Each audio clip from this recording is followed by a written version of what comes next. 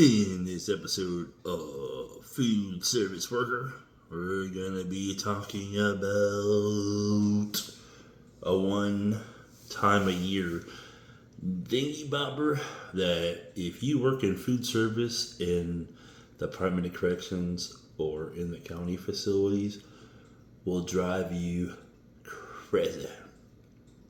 Besides the holidays is ironically the Ramadan. So this is not in any way, shape, or form meant to disrespect anybody who does and partakes in Ramadan. This is mainly to share the types of shenanigans, unfortunately, that are pulled from inmates who claim they're a Ramadan. So for those who really do practice what they are being taught, then more power to them. However, it's none of our business, but at the same time, these guys, maybe girls too, play these games where they think they are a diet and then they don't follow their diet. So much like with the people who are in county or incarcerated in prison during Ramadan time, you will see that a majority of these inmates are not really Ramadan at all because they don't follow what the Ramadan thing is to do. So Ramadans, from my understanding, is they're only supposed to eat twice a day, and from my lack of understanding is that from before the sun comes up, I think it is, they get one meal. So they would get to have breakfast, and then they cannot eat again until the sun has set. But there are a lot of inmates that will eat throughout that time. I'm not really 100% sure as to what the reason is or their gain from trying to say they're Ramadan and then go off and try and eat food that they're not supposed to eat. Because if you really believe in your belief structure, you wouldn't necessarily go against your belief structure, which means that, like, you wouldn't eat because, from my understanding from the education that I was told related to Ramadan is that it gives them a better understanding of appreciating the food and everything that they consume when they're able to. So inmates, on the other hand, are not always 100% that way. So what I'm saying here is that there's games, unfortunately, that inmates play, but the Ramadan one is the kind of the chaotic one when it comes to it. It's almost just as bad as, like, maybe your kosher inmates who, and this, I blame this more on sometimes the lack of the facility people doing their job. Because when you're serving food to the facility, and if you're working in a facility where they are not providing food service with a constant change of the facility, which happens a lot, I know it's hard for them to keep up with that.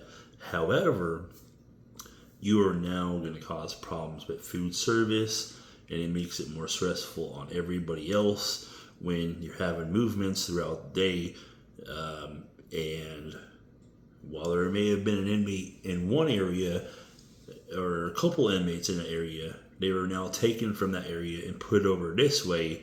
So now their diet stuff has gone over here. And now there's people over here that don't have that. So now you've got to go make this stuff now because you've made enough for all those people. But because there was a movement, nobody told food service about it so that we could stop the situation at its track and make sure it went to the right destination. We now have lost that. And nobody will bring it back to you. Much like Ramadan stuff here. So with Ramadan, you will have people who are Ramadan and they get moved from one part of the facility to another part, and you may not have been told that they had a crazy movement, and now you're sending stuff here, there, and everywhere, and now you have COs that are looking for this stuff, but technically everything was already made. And that's why I'm saying. So it's a lack. Hopefully you'll work at a place that does better at keeping track of this stuff, because I know I'm using all the hand gesture stuff because it's kind of irritating, and whatever you may take from my hand gestures as a sign of whatever. I'm just more on the aggravated side because this aggravates me more with my job as a food service provider, trying to provide you with a service, but you cannot provide your contractors with information they need and then complain to us that we're not doing our jobs at the end of the day. So that's my thing for a lot of you people who may work food service, and especially during like the Ramadan time.